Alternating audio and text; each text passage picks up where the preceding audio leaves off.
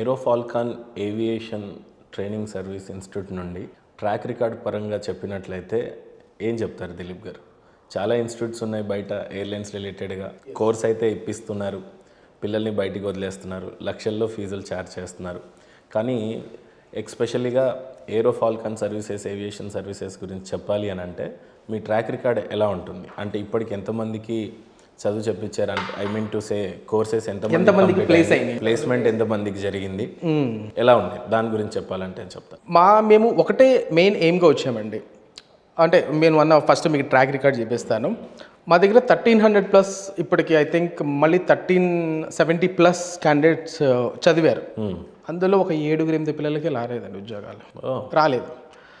అది ఎందుకు రాలేదు అని అంటే, ఎక్కడో మారుమూల గ్రామాల నుంచి వస్తారు డబ్బున్న వాళ్ళే. ఆ 7 కూడా హైదరాబాద్కో వేరే ప్లేసెస్కి వస్తారు మన అకాడమీకి రారు. ఫీజులు పే చేస్తారు, అకాడమీకి రారు, క్లాసులకి రారు. వాళ్ళు వచ్చిన పర్పస్ వేరు, బట్ ఇది చెప్పుకొని వచ్చారు. అలా నేను గత 6-7 సంవత్సరానికి ఒకడన్నా 2 దొరుకుతారు కదండి. అలాంటి వాళ్ళే తప్ప నాకు ఏవియేషన్లో నేను సెటిల్ అవ్వాలి అని వచ్చిన ఏ ఒక్క అమ్మాయి మిస్ అవ్వలేదు.